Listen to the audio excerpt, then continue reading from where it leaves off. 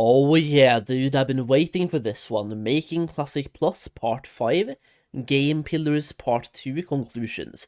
A video by Dave on Dev. We've been following this video series. He is a developer. He's not a Classic WoW developer, I don't think, but he's a developer, so he's talking about making Classic Plus through the lens of a developer here. Alright, with that quick intro out of the way, let's check this Everybody, out. welcome back. It's me, Dave, and this is Dave on Dev. This is episode 5, where we're finally going to finish the game pillars. I hope it's a Yo. satisfying conclusion. I know there's been a lot of talk about some abstract process stuff so far. We're now going to get pretty tangible and try to lock down the game pillars. So like I said in my last episode, the game pillars are a way for us to measure and judge if features and systems in the game actually line up with the strategy that we have for the product. So it's trying to describe the player experience that we're trying to get to. And the pillars support getting to the player experience, and they all add up to be that player experience we're looking for. In this case, it's really that Classic Plus experience that we're looking for. In my travels, I've sort of found a lot of different things that are making me think differently about the game pillars. I had some game pillars in mind when I came at this initially. I've definitely changed my mind on a few things. Community was really important to me, so I wanted to have a community pillar for sure. Gameplay obviously has a pillar, but gameplay in itself has to be broken down into a few different elements. I think some of you were maybe surprised to not see as much of an emphasis on PvP in my last video, trying to get into the mind of where Blizzard is at right now. I feel like PvP is just like not a main focus. I guess if I really want, I think the same, and if retail has taught me anything, that is very correct. Dude, I feel like if you played retail, PvP just feels like it's part of the game, but it's a part of the game that even the developers don't like. I feel like almost nothing has happened to PvP for the last 10 years in retail. I feel bad for anyone who's doing PvP in retail, bro. I think the peak of PvP in World of Warcraft is probably... Okay, so I love PvP in the Burning Crusade and the Mists of Pandaria. So anyone who's playing Classic is probably having the time of their lives right now with PvP. Mists of Pandaria Classic and TBC Classic. I think those two expansions are some of the best for PvP. I also really liked Wrath PvP, but I think maybe I lean more towards TBC than Wrath. And then Mists of Pandaria is just, I think it's a really good expansion for PvP. Even though it might not be the best one overall, I think PvP-wise it's pretty alright. wanted to annoy some people, I could say it's, in the game, like pet battles are in the game, but it's not necessarily something that, at least for Classic, it doesn't feel like they're always pushing forward. Now, I really differentiate between Vanilla and Classic, or even Classic Anniversary, versus something like TBC and Wrath. I think if you're watching this and you're not connecting with some of the things I'm saying, try to keep in mind, like, I'm not thinking about TBC at all. I'm not thinking about Wrath at all. So really, Classic is just Classic, actually. I've been pouring through the results of the Classic Plus project. I think that's an amazing community resource that has been offered to us. So thank you, Jordy and Only Black Smoke and their team. I know it took a lot of people to put that together, and it's really a huge value. If you haven't checked it out yet, I'm going to put a link in the description. Definitely check out the website. There's a lot of results on there, and I think at least over 50,000 people, maybe 60,000 people have responded to the survey. It really gives like a well-rounded glimpse into what the player base looks like. I was just looking at the player demographics to try to figure out who's answering the survey. What stood out to me the most is that the age ranges that are most represented in the survey results are from like 18 to 25, 26 to 30, and then the most is 31 to 36. All this information has got me thinking a lot about who is the game for. I am 42. I played Vanilla. I played Classic. I played pretty much every version of WoW. It's funny, as a developer, you really get into the habit of not getting swept away with the game and becoming convinced that you're the target player. When you're a developer, you're almost never the target player or never the target audience. Video games are not as easy as being the target audience and then making that game. That's like not how video games get made. You really have to step into someone else's shoes. At the end of the day, it really doesn't matter what my opinion of the pillars are. What pillars serve the target audience or the target player the most. I don't think I clarified that at the beginning of this exercise when we started a couple episodes ago, but really that. So based on this, can somebody in the comments tell me really quickly, what is the target audience for Classic WoW or Classic Plus? Like, it's not me. I play the game way too much to be the target audience, so it's not me. Therefore, my feedback might also not be the best feedback to be going for. What is the target audience? What is the average Classic WoW Andy? That's the challenge, right? It's not like, I mean, just because I played those versions, doesn't mean I'm the authority, and it also doesn't mean that if I just make it for myself, it's going to be a good game for everyone. That's the trap, right? That's what developers really need to avoid falling into. So that's where data and that's where research and analytics come in. That's where case studies and behavioral studies on players really help you understand what the players are doing, because they're not you, right? Even Yeah. though it's easy to think like, oh, okay, it is for me. Like I played vanilla, I played classic. I'm in this like millennial age band, mid 40s. Maybe it's for me, right? Maybe Classic Plus is for me. Classic Plus is not for me. That's my finding. There's some logic to wanting to market towards 40-year-olds or older because of the available spending money or available income. Yeah. You know, we can probably comfortably leave a sub on and not cancel it. It's a double-edged sword because we're also in that age group where we probably play less compared to younger players. Younger players would have more available time, presumably. So yeah, if you think about like people with, you know, responsibilities on jobs or families or just like everything life, you know, kind of you end up with a lot of responsibilities in your 40s. God, I sound so fucking old. Yes, kids, when you get old, there's stuff to do. Okay, but like the long story short here is when you think about the best age ranges to market to, like who do you want to be the target audience for the game? Blizzard's kind of incentivized to not have that be the 40 plus crowd. As Oh. much as that is painful to hear, right? If you're in that crowd, you're probably like, but Blizzard has been marketing to me for like 20 years. It must be me, right? It's probably not you. And also, if you're Blizzard, you know, this has been 20 years. I don't know if anyone knew or predicted or thought that this would go this long.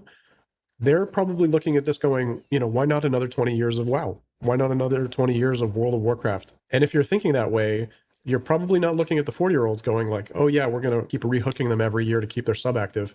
You're probably Why not though?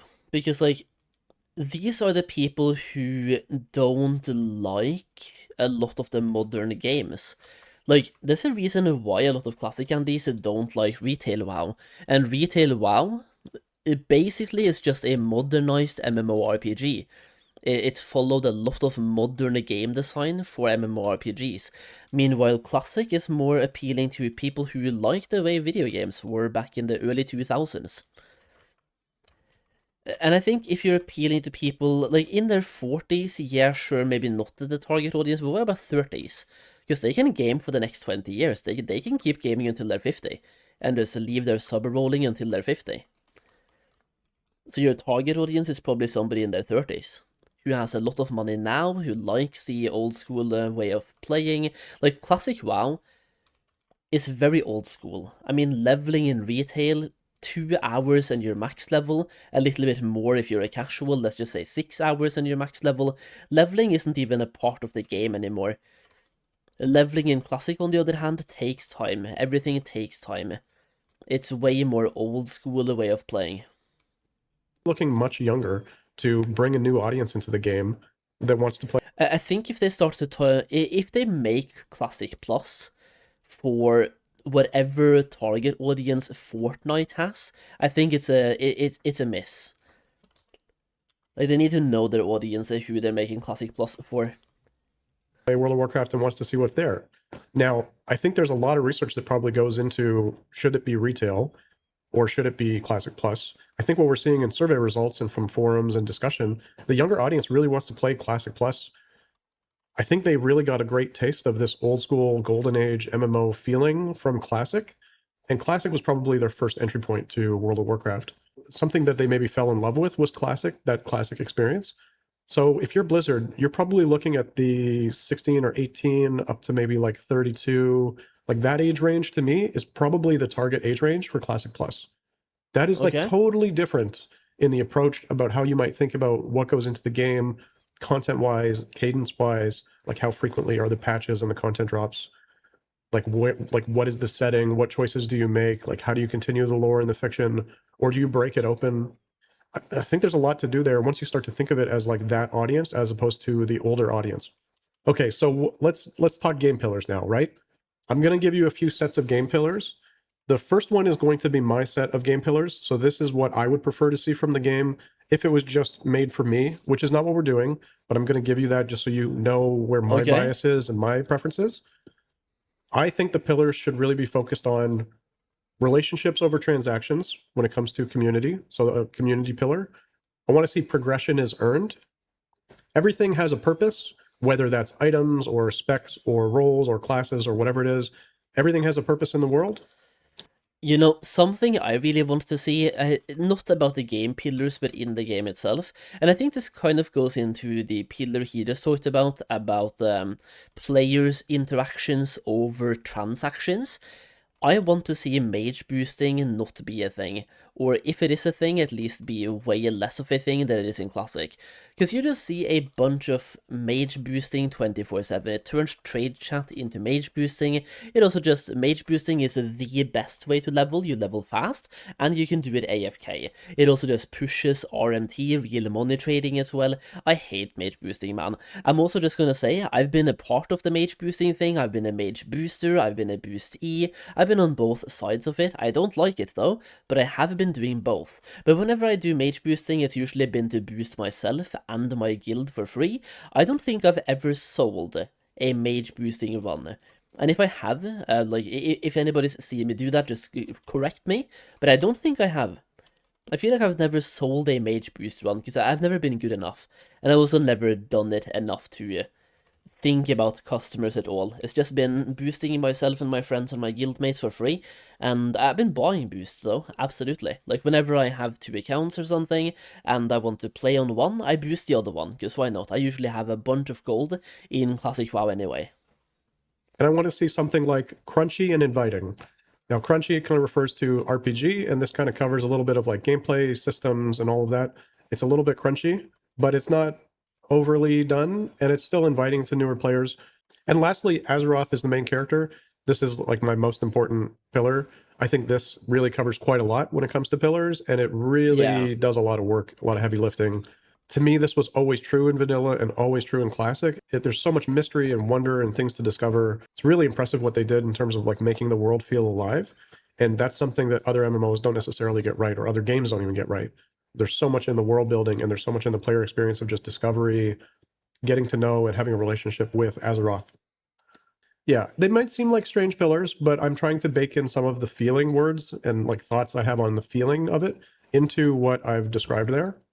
Now, if you take those pillars, I think that I don't think those pillars sound strange at all. They sound really nice. That's kind of what I want to see as well in Classic Plus on a pillar basis. I do want to hear more about real in-game examples, because like for me, it's a little bit hard to understand the pillars and what they are in the game itself. I do think player interactions though and less transactions, just anti-mage boosting makes that happen.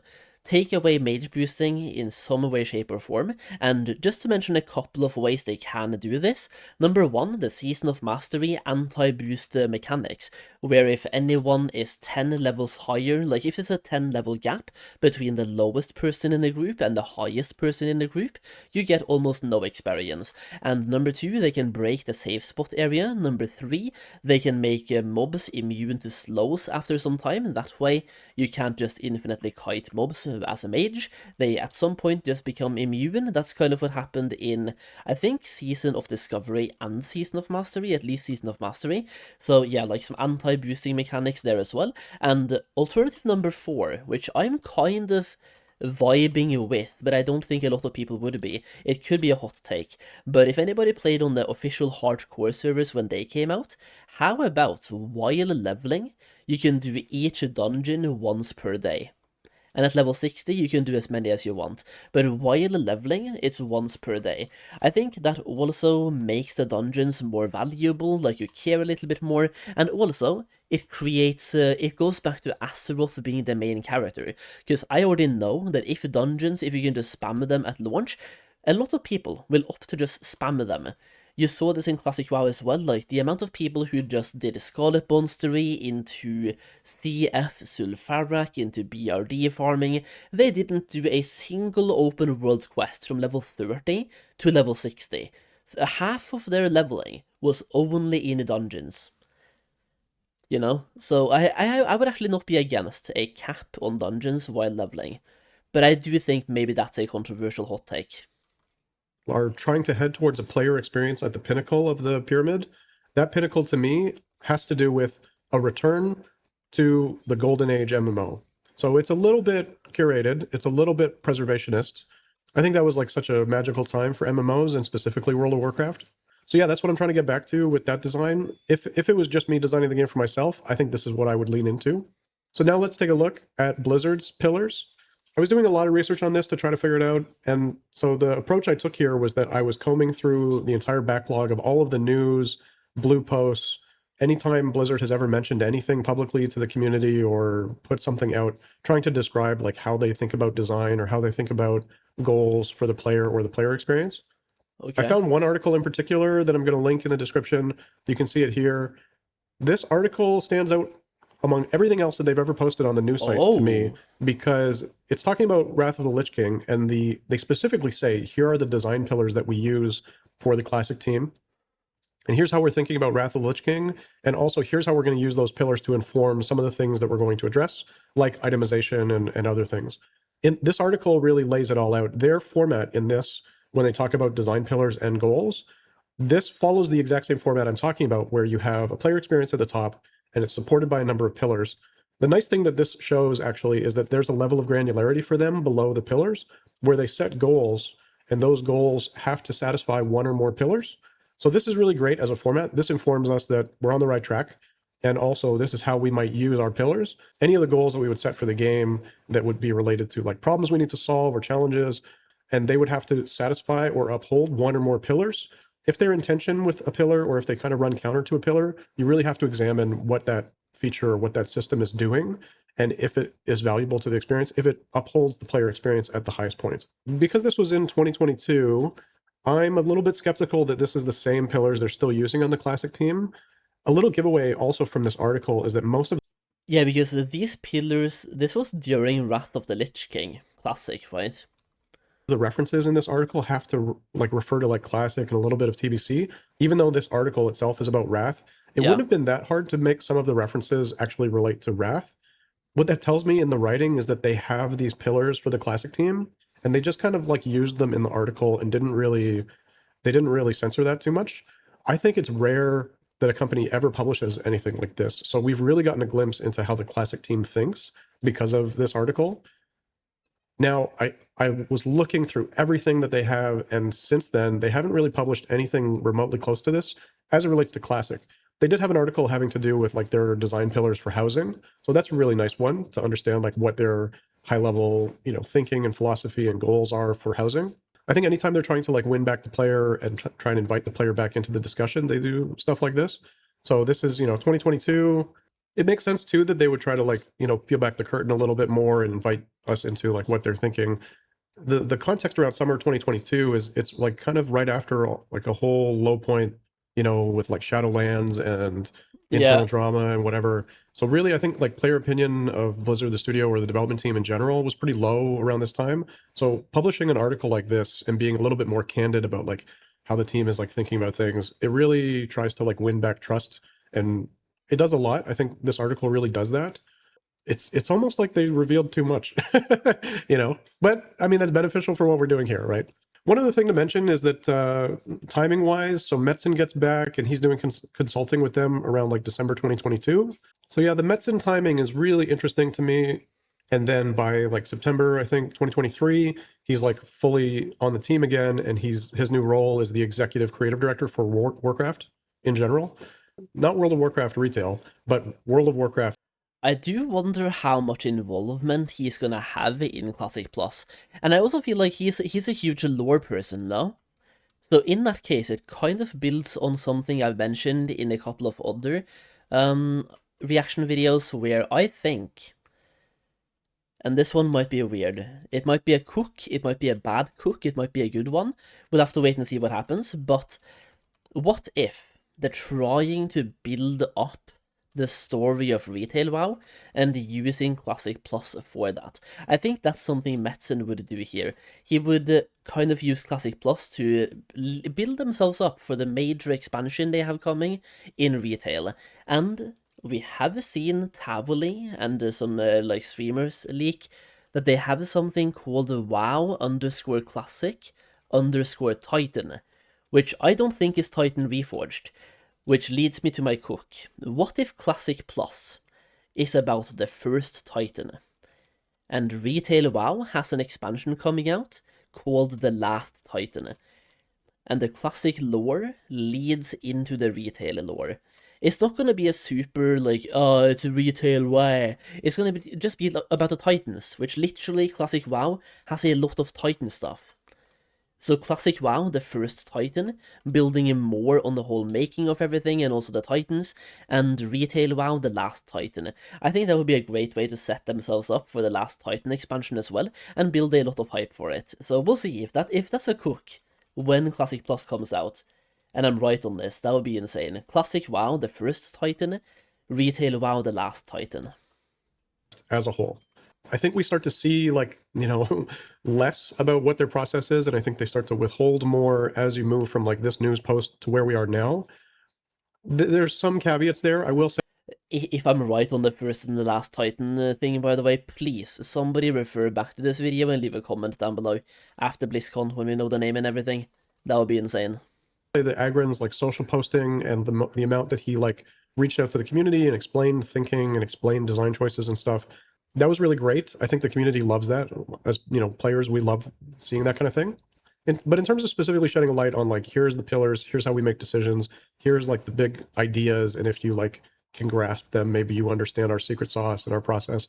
That really tightens up.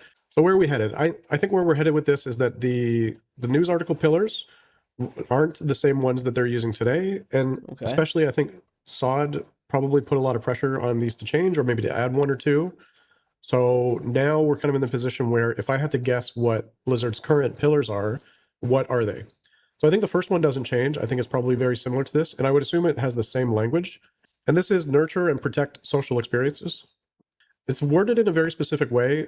Also, in terms of pillars, it doesn't exactly match my format because it's a little bit developer facing as opposed to product facing. It's more of like, here's a philosophy, here's a principle of how we operate, and we're going to apply that to everything under this pillar. So inside of the description here, it actually lays out a lot of those goals that they might have which are within this pillar. So you've got like build friendships, raids, guilds, server communities, reduce toxicity, forge friendships. All of these are really important goals for the game, and they fit under this like big community pillar. Nurture and protect social experiences. I don't think this has changed very much from then to now. I think this probably remains quite intact. So anything we ever think about that's related to like community, it's all about this. They do go out of their way to mention social proximity. I think this is a real key to think about. In a previous episode, I was talking a little bit about like, oh, maybe they do server configurations or whatever. Aside from the fact that that was quite divisive for everybody, I think everybody was kind of split on this. Some people loved it, some people hated that idea. I think when you look at it in the context of this pillar and you start to line it up against, does it promote social proximity? I'm not exactly sure if it does. So even though I threw that out as like, oh, maybe they might do this because it, capitalizes the market, whatever. The nice thing about these pillars is that it kind of shines a light on the fact that it doesn't really hold up once you start to think about how it relates to the player experience and how it relates to what you're trying to achieve at the core level. So does it promote social proximity? Not really. Someone in my comments definitely mentioned, oh, maybe it's more like they seem to be heading towards mega servers. And that makes a lot of sense, trying to get people on a mega server or on larger servers satisfies a lot of requirements for MMOs, like, it feeling alive because there's a lot of players around, that sort of thing. But it really upholds this idea of social proximity, and you can kind of maintain this critical mass of social proximity to either your friends or people in the world. It's probably more that if they're going to do any sort of customization, it's maybe on like a per player level. So in the form of like challenges or things, which you can already do. I still think that there needs to be more control or more ways for guilds to shape the experience that a guild wants to engage in. So some of the ideas that I mentioned for like server configurations might be able to be upheld for guilds. Maybe there's ways for guilds to encapsulate an experience. I don't really suspect they're going to do anything like this at launch. But yeah, like community servers as an idea, I don't know. It fights against this quite a bit. It fights against social proximity. I don't think yeah, so he mentioned something in the last video where he mentioned having multiple servers with different rule sets. I don't think that's happening. I don't see a world where that's Classic Plus. Imagine Classic Plus, where we have like one server that is vanilla only, one level 60 instantly, one with 50% experience rates, just trying to appeal to everyone.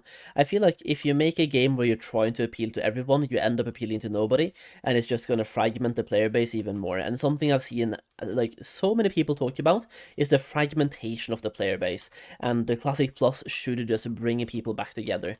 So yeah, I would be very surprised if they do that whole community server experiment thing. So anyways, moving on, we have approachable and familiar. So this is very much tipping their hand that they're really trying to satisfy the middle. You know, they're really trying to get the largest audience or the mass audience appeal in their player base. Approachable can mean a lot of things. It can mean quality of life. It can mean accessibility. It could mean simplicity also when it comes to systems and features and how classes are done, or, you know, interactions and how deep you need to go on understanding as a player. I think it probably runs the risk of sounding like a retail pillar to me, like on the approachable side. On the familiar side, I feel like this is maybe a better word than nostalgia, which is probably why they use it. But it is strange. I mean, this was Wrath of the Lich King Classic era, you know. So this is quite different than where they got to with SOD, and it's very different than the context of where we are today. It's the kind of thing where SOD has proven that players want new experiences and we want to add some new things to the game. So familiar is not the same. You know, if it was like approachable and no changes, that's a whole different pillar, right? This is like approachable and familiar enough that you know where you are and what it is, and you kind of know your way around, but maybe it's still new. And that's kind of cool. I like that a lot. I think this pillar actually survives quite well. Approachable shows that they really want to make it a game that you can come to and learn and just pick up, which is, you know, for all the things anyone's ever had to say about like how hard Classic is when you actually get into it, it's really easy to just pick it up and play, and it really guides you through that experience. It's one of the strengths of Classic. And then lastly, the world is the main character. I sort of thought that this would be, so yeah, like I mentioned in my pillars, I think this is very similar. They do say the world and not Azeroth, which makes it feel a little bit more generic, which I'm not really a fan of. It also Okay. goes on to mention that they want to preserve the world from excessive changes. I think this may, you know, that part doesn't hold up to me. I think the player base really wants to see changes, and we want to see a lot of new content. So As long as they keep the world itself and Azeroth relevant, I'll be happy. Just don't turn it into a lobby game, because that's kind of what retail is right now. It's a lobby game, you have portals everywhere, you have, like, almost none of the current zones are even important, or feels like they're even existent. It's just a lobby game. You log in, you queue for dungeons, you find a group for M+, you do M+, you do a raid, and now even the world bosses are instanced as well. It's just a lobby game. It's a lobby instance game. there's parts of this that do make sense, and that's, you know, I guess that's one of the values of pillars. They are quite flexible, but once we really get to like the goal setting part underneath each pillar, it really should make it more specific to the exact thing you're trying to make. And just quickly, they have some goals here. Foster a vibrant player ecosystem, engaging in all Wrath of the Lich King instance content, and it serves, nurture, and protect social experiences. So this is an interesting way that they are setting a goal for a team or maybe a couple teams, and it satisfies a certain pillar. So this would be done on a project level, on project leadership level, or in concert with like leads for different teams. We've set some of the pillars up, and now we're setting up these goals. These goals are going to drive the scope, and ultimately they're also going to be able to like measure the quality on if we've satisfied these goals or not, or if we solved these challenges. See, on the other parts of my research, I went through all of Agren's posts, whether they were blue posts or whether they were Oh, on Twitter or Blue Sky or whatever. He said quite a lot, and he has shared his insight into like how he thinks about design, how he thinks about changes to the game and the player experience. So when I'm looking at his posts, specifically a lot having to do with the challenges that they set up for the new raids, you know, the new MC heat levels and stuff like the Scarlet Enclave raids. He talks a lot about how they do want to uphold friction and challenge, and they don't want to make things necessarily too easy. Also, just keeping things like held back, like no PTR is really important, making sure that things are not discovered and solved immediately. So really this kind of points towards some pillar that describes how their approach is to challenge and how their approach is to new stuff or discovery or content. I think what I'm landing on for wording for this one is something like new challenges to discover. It's quite subtle, but I think it's doing a lot of work. So it describes new getting added somewhere in all of this is very important, and where you put new, I think, is also important. New challenges really is great. I think that like is quite a broad pillar, but applies to a lot of stuff when it comes to content or player experiences, player challenges, but also translates into raids and dungeons and zones, maybe. And then the to discover part, I think is really cool. That is both like development philosophy, but also in terms of like the player experience. You're discovering things and there's a challenge aspect to it. The challenge is probably half that it's like unknown and new, but also that things are hard. Classic and vanilla traditionally are quite hard. Things are hard. This might even be a good one for my set, but I think this is really a combination of what I'm seeing from their approach to SOD in line with like what they already have in their set for their pillars. Yeah. New challenges to discover. I think that is a really nice meaty shaped, it's a meat shaped pillar. That's a really nice meat shaped pillar. Yeah. I think also interesting is how much in his comments he mentions. I think if I had to make a guess on what Classic Plus is, if anyone played Turtle WoW, you'll probably recognize a couple of things. But I do think it's going to be Turtle WoW, but in a Blizzard skin. So they're going to add the quests, add the zones, add a couple of dungeons, maybe add a raid eventually as well. Maybe they'll even mess around with certain items that previously only gave intellect, they now give intellect and spell power.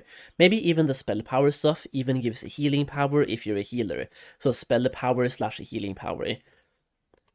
I do think it's going to be a lot like a Turtle WoW slash Season of Discovery hybrid, but the new content being added is not going to be the exact same as in Turtle WoW.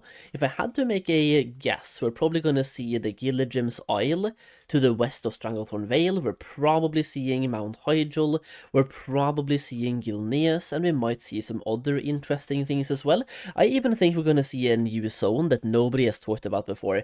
I think they're going to be adding a zone to the east of Red Ridge. I think they're going to expand a little bit on the continent and we might see a zone there. Could be interesting.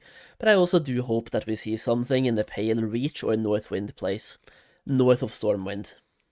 It's in the context of Season of Discovery, but really seasonal comes up quite a lot. So the fact that things are seasonal, they want to stay proactive and, engage with the player base and see what's going on. They want to make changes to make the experience better. Their approach to the way that they're hands-on or not has to do with the product. So is the product going to be shaped in a way where it's actually more seasonal or there's just more frequent content drops? I think that would really kind of define or change what this approach or development philosophy is. I don't know if it's a pillar. It doesn't necessarily feel like a pillar in its own right, but the fact that it's seasonal and therefore because it's seasonal, they can experiment, try things, and change things. Yeah. It's more of like a development philosophy. Okay, so where does this leave us? I think this leaves us at a point where I think Blizzard's current pillars for the game are having to do with community and social, nurturing and protecting social experiences. I think that survives. I think that's a really good pillar for them. Social proximity is a really important part of it. It's one of the goals. And then there's a lot of goals that we can maybe lay in underneath this pillar. Approachable and familiar, I kind of want to leave it. I don't necessarily have any better suggestions for how to change this. I think because we add a pillar, new challenges to discover, I think approachable and familiar alongside new challenges to discover means that you don't have to house all of the content and all of the systems under approachable and familiar. They can sometimes go under new challenges to discover, which means that you can still be satisfying one of the pillars, but you don't necessarily have to like have them be in contention with the pillars. Now, I don't think that they are in tension with each other. I think you can still have things be approachable and familiar, but maintain discovery and maintain challenge. So really, I think that's a nice one to add. I think it encapsulates all the SOD learnings and everything in how the team has grown and how the product has grown since 2022 to now. And then lastly, I think we keep the world as the main character. I would prefer to see this be Azeroth as the main character, but Same. I think the world as the main character is a little bit broader. Azeroth is more the place and the character, whereas the world can refer to things like the way that the world or the server or systems function. So it encompasses more of the scope on the development side when you have it phrased as the world is the main character. I think it does maybe open up a little bit of a trap where things could satisfy the world as the main character, but maybe run counter to the player experience.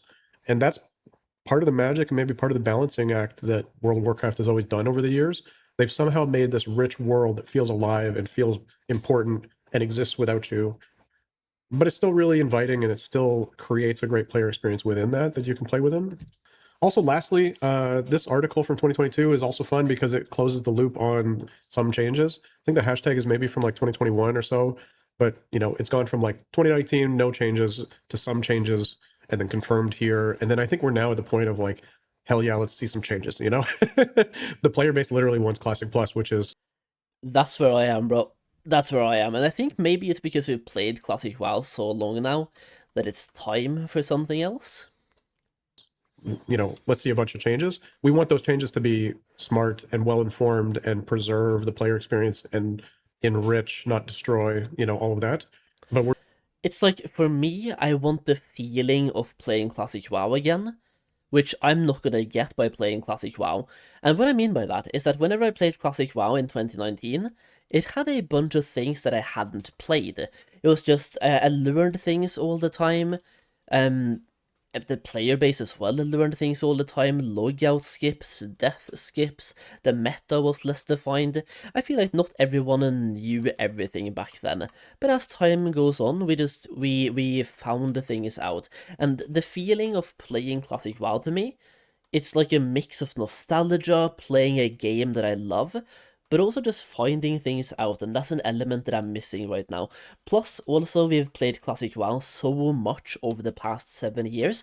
Like, since Classic came out in 2019, we played Classic, Season of Mastery, Season of Discovery, which was like the most Classic Plus-like thing we've had, and then we had unofficial hardcore servers, official hardcore servers, and Anniversary Classic Fresh. It's a lot of Classic WoW, man, in 7 years, and almost all of them followed the no changes format. It's time to see what the Classic WoW with changes actually looks like, and see if it's good or bad. definitely at the point of like, all right, changes, let's go. All right, so I'd love to hear from you guys what you think. I'd love to hear your set of pillars. What would you guys choose? What would you put as your pillars leading towards what kind of player experience do you want for the game? It's always really interesting, right? When you start to think like, who am I as a player? What are my biases? What would I prefer?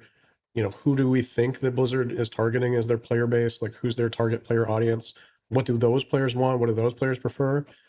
It's a really hard challenge. It's really something developers struggle with every day when you're trying to make a game. So yeah, I'm interested what you guys think. I'd love to hear both. Here's the pillars I want. Here's my pillars. But also, if you can add to that, here's what I think Blizzard's pillars are. I think adding both of those sets would make some really rich discussions in the comments. Okay, with that Okay. aside, the next episode, I'm still going to do another episode, maybe 2 after this.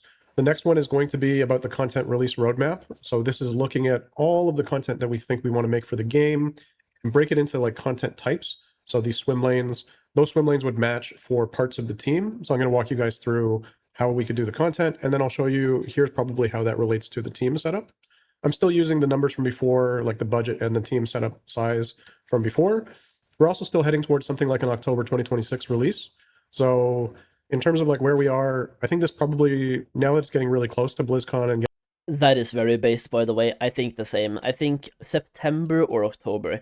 After learning about the Chinese BlizzCon being scheduled for, I think, October 16th, right? I'm not sure if it's actually the Chinese BlizzCon, but they have a BlizzCon-like event. So I feel like maybe because of that, it pushes the release closer to the end of September to me. But then again, what do I know? I have no clue. getting really close to what we think would be the date for the release of this game. Crazy, right? I think the last episodes I want to do here on the series will just be these content roadmaps, and then I might show you guys how we can do the scope breakdown and maybe fit that into the budget and the team staffing, because that's kind of Okay. like, once you have that, that's like the full complete production plan for the most part, and that would really maybe shed some light on going from the very beginning of like, we had this idea for Classic Plus, but now we actually have a plan and the team just executes against it.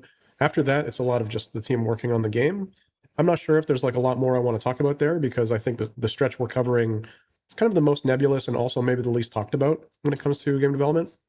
So yeah, we'll wrap up this episode series there. Um, I have a bonus for you guys before you leave. This is some fun stuff, I think. Oh, I've been thinking a lot about this player target, and I've been thinking a lot about how incentivized Blizzard is to actually release Classic Plus. And I've got a little bit of a theory. This isn't going to be as off the wall and weird as the other one where I was talking about the server configurations. I mentioned in the last video that I could actually see this being a prequel. So I want to talk about that. as an idea, as a concept, you know? Now that I've done this exercise, I can very clearly see that there's a few different products here, and Blizzard probably has to or has already chosen which of them they're going to go after. I think there's the first one, which may seem obvious to everyone. It's like the Classic Plus. So he mentioned prequel, right? A classic plus prequel, or a vanilla WoW set in before vanilla WoW. I have talked about this a couple of times now as well. I think I think they want to do this, but I think it's too big of an undertaking for Classic Plus, because in order to make a pre-vanilla WoW, you have to literally remake every single quest, every single NPC, every single city, every single location, even the map itself. You have to remake everything. It's like, what if we played a Classic WoW, but 50 years before Classic WoW? You have to remake everything to be like, okay, we're dating it back 10 years now. Literally new NPCs, but I think maybe that's something they want to do in the future, and it could be really, really interesting as well. What if we not only go back 50 years, we go back to when the War of the Ancients was starting, or right after the War of the Ancients, or even right before the War of the Ancients, when Illidan was just a practicing magician of the Highborn. He was practicing Highborn magic before he became Illidan the Betrayer, right? Learn more about the Illidan and Malfurion Stormrage lore and stuff like that as well. It could be really interesting. Arthas before he became the Lich King. A lot of story to be explored there, and a bunch of lore as well. And like, we can get the city of Elder Thalas back instead of Dire Maul as well, and put in Highborn as a playable race. I have, it's a theory that I have that might be coming in Classic Plus, but it might be asking too much. Everybody has been asking for. This is, you know, at the end of Classic, before you go into the Dark Portal, instead of going into the Dark Portal into TBC, what happens in Azeroth and what happens in Classic after that. So picking Okay, up yeah. after Nax, what do we do? Where do we go? A lot of people are just hoping that this is what Blizzard will build. And I can tell you from a business side, I'm not convinced that this is something that they would just walk into and just do. It's kind of like the ultimate, you know, emergency parachute. I also can't see them pushing that button, especially when they were just named, I think, the most performing global studio for Microsoft compared to all Yeah. the other studios, including King and Activision. So Blizzard is like on a high right now. They're doing really great as a studio. They can do some really like ambitious stuff right now. And you've got Metzen back at the head of the creative, right? So between Metzen running the creative and probably creative holistically, right, across like retail and classic era and all of that combined, I can really see them doing something a little bit more ambitious than just taking what the community has laid out for them and just building that. I just can't see them just, you know, kind of giving in to the community and saying, oh, yes, you guys are right, the players, and everything that you've asked for is correct. Here you go. I can't really see that happening. But as a studio, I can see them doing something instead like, oh, we hear you and we kind of understand what you're looking for, but actually, here's this really cool thing we want to do. Here's like something different. Oh no. I think that's more likely the case. And inside of that, Dude, I need to make a Classic Plus BlizzCon bingo card, and the "We Hear You" needs to be on the bingo card. Classic WoW fans, we hear you. I can see kind of two main possibilities. There's still a possibility they do right after Classic, but I don't think that's going to happen. I think Okay. what's going to happen is there's going to be something related to Chromie and the Infinite Dragonflight or the Bronze Dragonflight or maybe both. They're going to do something with the timelines or something alternate where it doesn't necessarily have to like impact the canon and they can do all those sorts of other things, but they can set it in the world and they can set it in the systems and everything that, you know, Azeroth already is and Classic already is. But then they can start to like have fun with it, you know? Hmm. So the first one is using Chromie and Chromie time to like somehow fight the infinite dragonflight, and you're hopping around between maybe points in the timeline or alternate timelines or all this reality bending stuff. And you're going on these little excursions maybe into zones. This isn't island expeditions. It's not what I'm saying. It's more I already hate this. I already hate messing with timelines, and keep timelines away. like encapsulating certain parts of zones or maybe encapsulating experiences. It's you can still set everything in the world, but I think that you can do fun stuff with like the timeline and what you bring in, what you don't bring in. the reason I'm saying this is because from a development standpoint or a lore standpoint for them, it really expands the freedom of what they can do. So they can do all kinds of stuff. I can see this being a possibility. I don't think I'm super excited about this Yeah. for a few different reasons. I think it kind of gets you into this pattern of like seasonal or maybe Game Pass style, chunks of content, which from a The worst thing is that business-wise, that actually sounds like a great idea. It's more retail-like gameplay, like you said, it's more seasonal as well. It's more Game Pass-ish. From a business, oh man, from a business perspective, it makes so much sense. But please no, please no. business standpoint makes the I'm a most sense for gamer. them. Let me Like I game. think SOD proved, and of all the things that SOD proved, it proved that players do like to enjoy some sort of run it progression within an encapsulated point of time or like a phased point of time. So having something that has like a start and end to a phase, it looks a lot like a Game Pass, right? It looks a lot like a season. Oh boy. So I could see something where it's more like infinite classic or infinite seasons, which is funny because it's the infinite Dragonflight. I think that's really like a nice tie-in. It's unfortunately too clean. It's too clean of a tie-in. The other one that I'm hoping that they do that I think is way more ambitious and maybe weirder, but follow my logic for a second. I could see them doing some kind of prequel, again, supported by Chromie and all the lore with, time and all that stuff. Yeah. I think we head back to before the fall of Arthas somewhere, and we're set in Azeroth. It could even just be set in like the Eastern Kingdoms. It could probably be a smaller version of the game. Yo. Doesn't necessarily have to. This is like what I was saying, but I think it's way too ambitious for Classic Plus. I think this is going to be a whole new game in itself, because, like, once again, they would have to remake everything. Have all the classes, doesn't necessarily have to have all the races. I mean, maybe it could. Maybe you could explain away things with like a glamour or whatever, the way that they did it in TBC with like Black Morass and some of the other instances. But we're heading back. So we finished Classic, and Chromie's like, oh no, there's this weirdness. We need to like go back and change things or save Azeroth or whatever it is. And we're heading back into the past, and we need to somehow clean things up. The things that make me think this are sort of related to how much they're doing a lot of this like classic world and old world grounding in retail, and how much they're bringing, how much lore they're bringing up, how many characters they're bringing up. They're creating attachments for us as a player with certain parts of the history and certain characters, and they're going to be telling stories with those major set pieces.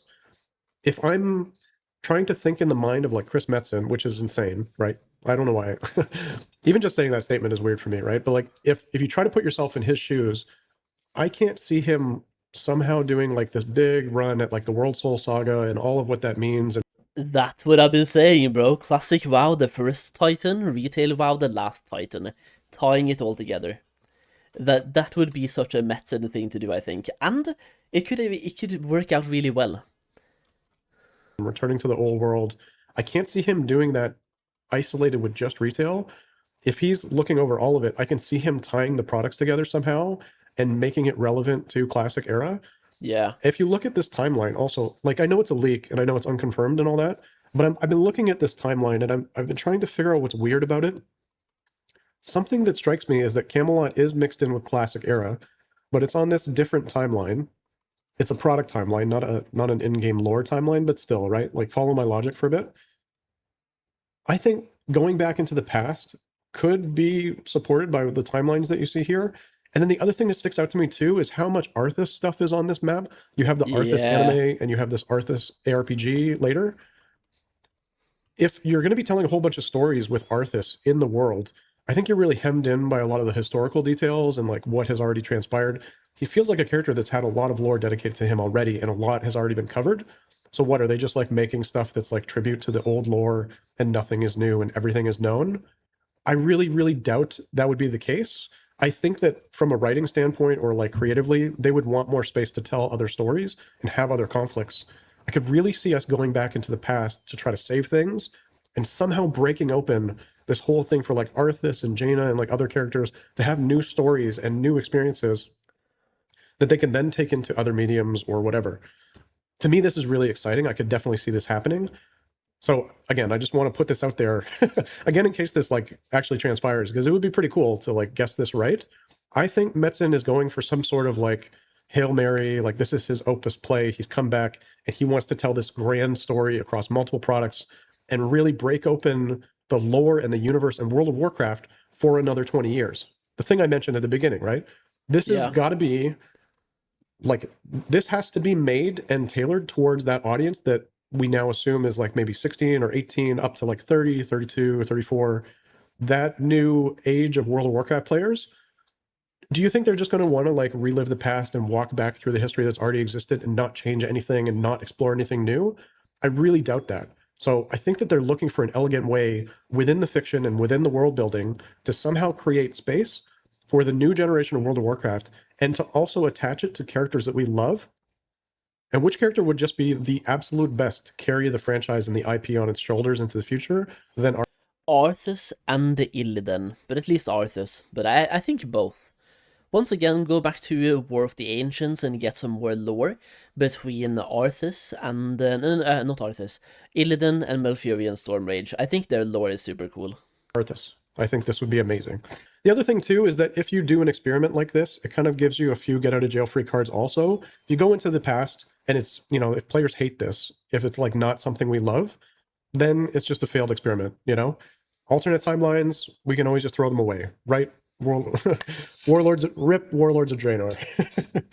But yeah, if it doesn't work out, then it was just like, oh, it was a nice little summer trip we took into this like thing. It was an experiment, but Classic remains unchanged and the retail in the world, it is what it is, right? But if for some reason everybody really loves it, it does give you a platform where you can say like, oh, okay, here's the new big timeline. And then we continue on from here and we go into the future. And that future is completely open. People have speculated about, you know, how would you do World of Warcraft 2? This is one of the ways you can get to a second World of Warcraft main timeline. And if you prove that players love it and want to play it and appreciate it, and here's the foundation, it just like makes sense to me. And then also, if it doesn't work, you still have Classic Plus, right? If you just do Classic Plus, where you pick up from Classic and make more content and do that right now, then if that goes wrong, it's kind of catastrophic. You know, like it's the thing everybody asks for. This almost feels like we've tried all the other different foods and we want this last one finally. Like, please give us that last one. It's the one we want, really. But like after that, if that doesn't satisfy us, like what's left, you know? But if we keep getting new stuff from them and we go back in the past and we have this new version, it's a new product. So first of all, that's going to capitalize way more of the available player market. Not only do you solve that thing I was talking about in the other video where you want to make choices to try to capture the most amount of players from the segment, now it captures them because everybody wants to see the new stuff and they want to see this new game. But then you also get more people. So it actually captures an incredible amount of players compared to the thing I suggested before. And worst case, at the end of the day, if any of this didn't work for whatever reason, you still have Classic Plus to go back to as like your nuclear option. You know, we're going to remake Final Fantasy VII because we're running out of money or whatever it is. So you still have Classic Plus as the fallback plan. Yeah. If all of these different weird excursions, you know, didn't work out. It really is striking to me from the survey results on the Classic Plus project, how the 40 plus crowd is really a minority these days. And it makes sense. In some ways, I'm sad about it just because I'm part of that age group. But in other ways, I'm excited. It's so cool to see that the younger generation, in some cases, people that weren't even born when vanilla came out. Like, think about that for a second, right? People who weren't at a point where they could actually play vanilla as an adult or even as a late teenager, they want classic. They want Classic Plus.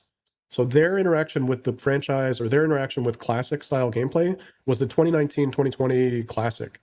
So really, when we talk about Classic Plus, actually, a big trap I've been falling into this whole series is that I've been really relying on my vanilla memories, but the major touchstone that we all share right now is actually Classic. So yeah, it's super cool stuff. It's really interesting to me. Hopefully you guys have enjoyed this. I think that, yeah, we're going to wrap up the series in the next 1 to 2 episodes here as I go through the content roadmap. Hopefully you guys have really enjoyed this. I've had a great time making all these episodes for you. If you haven't been able to tell, I'm still sick, which is crazy. It's like almost 3 weeks now with this like sinus thing. But my doctor did say if I can get to 5,000 subscribers, I'm going to be instantly healthy. So Ooh. I don't know, share the video with your friends, tell There we people go. to subscribe to the channel. I need to get healthy. So help me out, guys. All right. There we All right, go. that's it for today. I'm so excited about what's coming. I feel like every time I do a video, I just get more and more hyped about this game. I really think it's coming. I really think it's getting like announced at BlizzCon, and I really think it's going to be something different. It's not going to be exactly what we asked for. It's going to be something else. I'm pretty sure. Ooh. All right, guys, take care. See you out there. Bye. Alright, it's gonna be something else, but the question is, will it be a pleasant surprise, or are we gonna get pissed off? I'm cautiously optimistic. I do hope we get a really cool announcement at BlizzCon. I can't wait, man. We're getting super close now as well. We're about 3 weeks away. Let that sink in, by the way. We're about 3 weeks away from finding out everything. Holy. It's gonna be an interesting time, that's for sure. Alright, guys, leave your thoughts in the comments down below as well. As always, the link to the video we're watching here is gonna be linked in the video description, the top of the description as well. So go and help Dave out on the mission to 5,000 subs if you haven't already. This video series is amazing, and I can't wait. Either way, that's it. I can't wait for the last 2 parts. I think you said 2 more videos, right? 1 to 2. That's gonna be cool, just to get a conclusion to the video series as well. Really great work so far. Alright, that's it though. Leave a like down below, leave your thoughts in the comments, and check out Dave, linked down below. Peace out. Bye.